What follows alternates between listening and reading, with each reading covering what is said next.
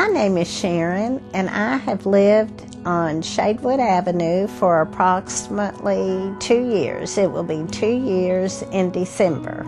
I teach with CAPE, and I teach children who are struggling in school, and I also help people to obtain their GED. And in working with these people, I always ask them, why did you quit school when you did? Why did you not finish? And the answer is almost always the same. They say that they started getting behind in school, and then they got further and further behind, and then it just came to a point they were so far behind that they just wanted to quit, and they did. And so what we want to do is to make sure that each child on Shadewood, there's 19 houses here, and that each child on this street can read at their grade level and also do math at their grade level.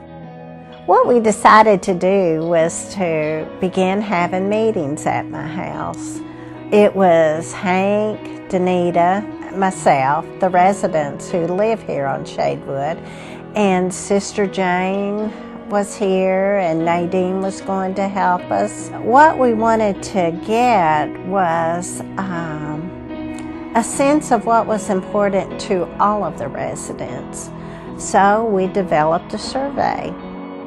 And then Hank and Danita are the ones who did the actual surveying. And it's really funny how things work, because when we got the results of the survey, the results were really different than what we expected.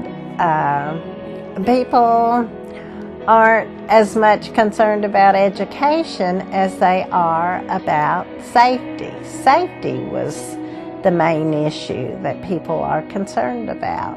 And so from that, taking that information, our next step is to plan a meeting with all of the residents, to have a block meeting and to discuss this issue of safety. Our hope is to address immediate needs that the residents have a concern about, the safety issues and anything else. But long term, what we want to make sure is that the children, again, are at least on grade level, if not above grade level, because we have tutors that are available that are just waiting.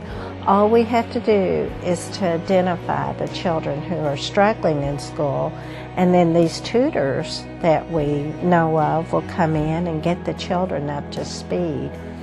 And from that, what we want is that, and hope, is that the children will like school. If they're successful in school, we feel like they will stay in school and graduate. And then from that, they can either go on to college or they can go on to a training, something they're interested in. And from that, then the children here become self-sufficient. And that probably is one of our largest goals, is the children on this street become self-sufficient. And from that, they break this cycle of poverty that they have been raised in. Something that has really impressed me and encouraged me is the willingness of the residents on this street to take ownership of this project. And oh my goodness, how they have, I know Hank and Danita have both jumped in with both feet to help me on this. And there's other residents, Sarah who's interested, Chrissy who's interested on to make this street the very best street that it can be.